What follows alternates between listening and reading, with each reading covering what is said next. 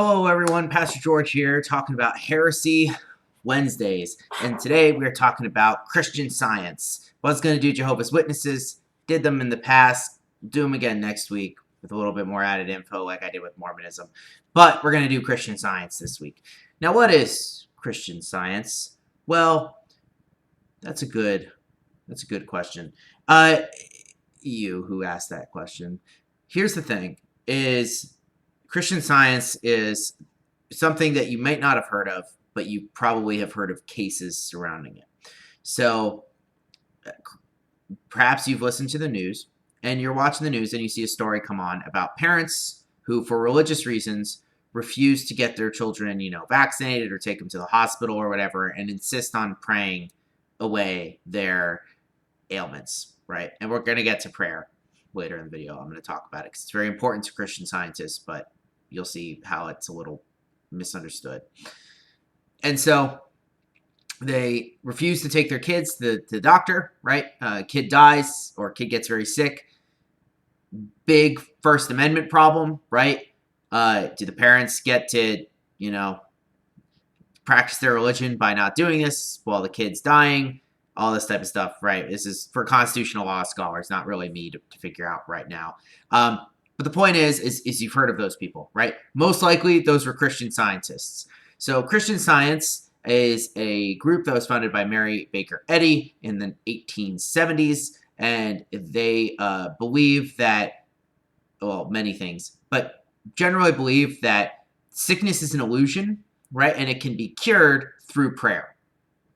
Prayer to who? Well, prayer to the God who is all in all, or the Father, Mother, God, or all these kind of weird pseudo-Christian terms, while they reject a lot of the traditional, or creatively reinterpret traditional Christian theology in order to make them basically not the same thing anymore, right? And so that's kind of what they're famous for. And Mary Baker Eddy believed, because she was transmitted to people who she knew in the past, that that a lot of sickness is an illusion, right? She learned this stuff from people who were well trained in kind of the hip things of the 1800s. So when you get to the 1800s, you get a lot of rich people who have too much time on their hands. And when rich people have too much time on their hands, they begin to do weird stuff. So if you want to know like the basis for like horoscopes, occult stuff, seances, palm reading, all that stuff, a lot of it actually comes from wealthier people in the 1800s. And now it's kind of ironic in a way that wealthy people don't engage with that stuff too much, but it's usually people who are in the lower middle class, and poorer classes of society who are engaging with that type of stuff. But that all actually comes from rich, wealthy people in the 1800s who had too much time on their hands, and so they would kind of crank out these weird theories about how the world worked, stuff like that. You can trace a lot of New Age movements to stuff like this. And as we'll see, when I get to today in, a few weeks or whatever, we'll see that rich people still create all the crazy stuff, and I would be surprised by the end of my lifetime if it seeped down to normal people. But the point of this is that Mary Baker Eddy was trained by these people, right? And so she ends up founding this group. She writes this book, and she begins to say that prayer is the best cure to all illnesses, and it can get rid of your illnesses, and so you don't have to go to doctors. And this was actually the church's teaching until like the 1990s, because they started getting pretty well sued into the 1990s, and so they've dropped that. So now you can go and you can get, if you're a Christian Scientist, vaccinations, all that stuff, but the church insists that prayer is still the best. Now why do they insist that prayer is the best? Well, their belief mirrors a lot of other beliefs, right? Nothing new under the sun. We've seen all this before, denial of the Trinity, all that type of stuff. But now we're going really back to the beginning, because at the end of the day, Mary Baker Eddy taught that the physical world is evil, right? That the physical world is bad, and that there's a spiritual, mental realm where everything is good. And so because the physical world is evil, right, we need to combat it with spiritual forces to beat it, aka prayer, which is why using medicine isn't really that helpful, because medicine is a physical thing, right? It's not going to help beat something that spirituality is better at defeating, right? So that's that's why. And so you see right there a connection to the Gnostics all the way back at the beginning of Christianity. It's really, we really aren't that creative as people. We create the same stuff over and over again. And so it became a pretty big deal. There were hundreds of thousands of Christian Scientists. Today, it's actually quite a small group, 50,000.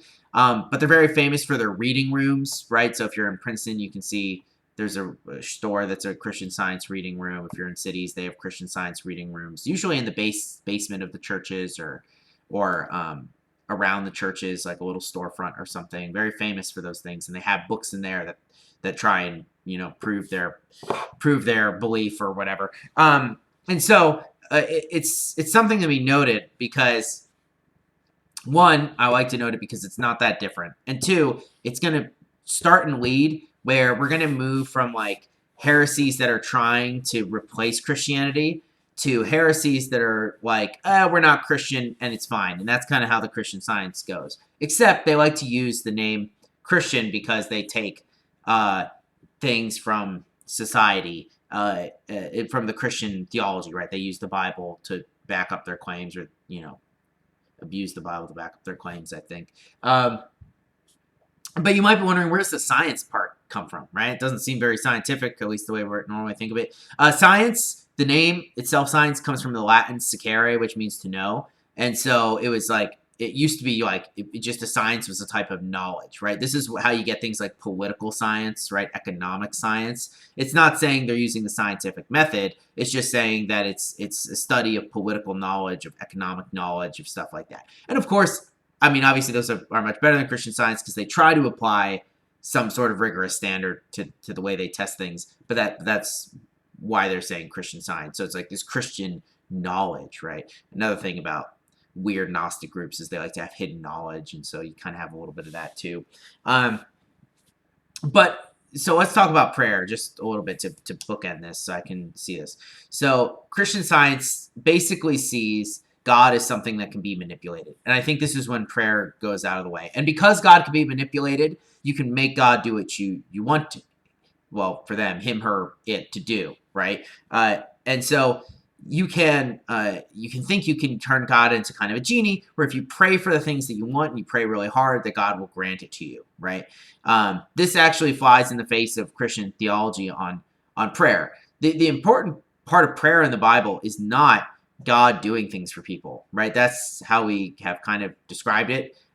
It's actually to be in relationship with God, right? That's actually the point of prayer in the Bible. That's why people spend hours in prayer, right? Talking to God, things like that. That's what prayer is for. It's not asking for things, which is how it's often misinterpreted, right? Of course, that's a part of it, right? We ask God to bless us, to help other people, right? To bring healing to people who are sick. But when you reduce God to something like he's a slot machine, right? And you can just kind of pull it and hope you get the right answer, then you've misinterpreted the point of prayer entirely. And especially if you think you can manipulate that through prayer, then you know that you're going to be able to, or you think anyway, that you're going to be able to heal someone just through praying to people or praying to God, right? And it's just through prayer that they'll be healed. That's why we know that God can miraculously heal. We also know that God works, as especially as Reformed Christians, through his sovereignty, right? So for me, there's no disconnect between someone who gets healed through chemotherapy and someone who's healed miraculously, right? Because, if you know anything about my life story, one of my big things is that anything can happen at any time, right? Everything is a blessing because every breath, everything, because you're not guaranteed anything in this life, right? So if you're healed through chemotherapy, praise God, it's a miracle, right? If you're healed miraculously, praise God, it's a miracle, right? These things to me are very intertwined with one another. And so I don't see them as separate the way that Christian Science was, because I also don't believe that the physical world here is evil, right? I believe it's good. So we can't see God as a genie or anything like that. We have to see prayer first and foremost as relationship building with God. And then from there, we can move on to talking about, getting things or asking for things and stuff like that. So that's what I wanted to talk about today. Christian heresy, Christian Science, Christian heresy, Christian Science, heresy, bad, don't follow it. Engage with people who are followers of it and talk with them about it. Try and, win them out of it.